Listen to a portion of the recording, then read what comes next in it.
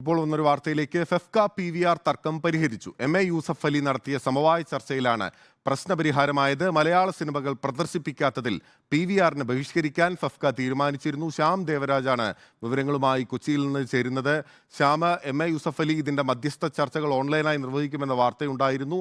നേരത്തെ ഈ virtual printing ഫീ കൂട്ടി ആവശ്യപ്പെട്ടതാണ് കുത്തക ഈ മേഖലയിലെ മൾട്ടിപ്ലക്സ് മേഖലയിലെ പ്രധാനപ്പെട്ട കമ്പനിയായിട്ടുള്ള PVRനെ ബഹിഷ്കരിക്കാനുള്ള ഒരു തീരുമാനത്തിലേക്ക് ഫെഫ്ക എത്തിയിരുന്നു. ഈ വെർച്വൽ പ്രിന്റിംഗ് ഫീയുമായി ബന്ധപ്പെട്ട തർക്കമാണ് മലയാള സിനിമകൾ ഒഴിവാക്കുന്നതിലേക്ക് PVRനെ നയിച്ചത്. അപ്പോൾ ഈ പ്രശ്നം പരിഹരിച്ചോ?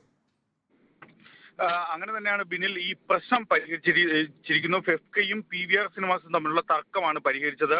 MA യൂസഫ് അലിയുടെ മധ്യസ്ഥതയിൽ നടത്തിയ രണ്ട് ഘട്ട ചർച്ചയാണ് ഇന്ന് വൈകുന്നേരത്തോടെ നടത്തിയത്. ഈ രണ്ടാം ഘട്ട ചർച്ചയിലാണ് ഈ തർക്കം പരിഹരിക്കാൻ വേണ്ടി തീരുമാനമെടുത്തത്. പക്ഷേ ഈ തർക്ക പരിഹാരത്തിനുള്ള ഫോർമുല എന്തെന്ന കാര്യത്തിൽ ഫെഫ്ക നേതാക്കൾ അക്കാര്യം അല്പസമയത്തിനുള്ളിൽ മാധ്യമങ്ങളോട് പറയുമെന്നാണ് വ്യക്തമാക്കുന്നത്. ഫെഫ്കയുടെ ഓഫീസിൽ വെച്ച് അല്പസമയത്തിനുള്ളിൽ ബി ഉണ്ണികൃഷ്ണൻ ഉൾപ്പെടെയുള്ള ഫെഫ്ക നേതാക്കൾ മാധ്യമപ്രവർത്തകരെ കാണുകയും ചെയ്യും. നേരത്തെ രണ്ട് ഘട്ടങ്ങളിലായാണ് ഇതിന്റെ സമവായ ചർച്ചകൾ പുരോഗമിച്ചിരുന്നത്.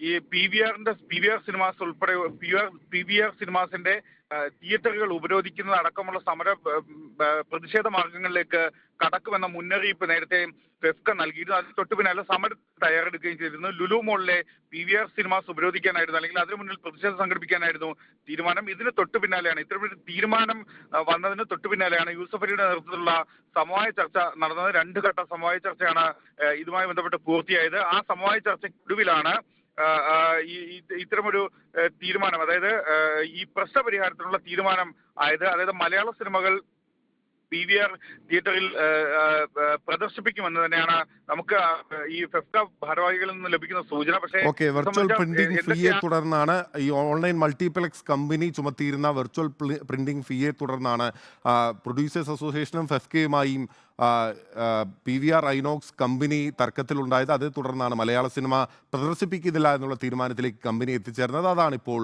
MA യൂസഫ് അലിയുടെ മധ്യസ്ഥതയിൽ നടത്തിയ ചർച്ചയിൽ പ്രശ്നപരിഹാരം എത്തിയിരിക്കുന്നു. മലയാള സിനിമകൾ ഇനി PVR ഐനോക്സിൽ കാണാനാകും.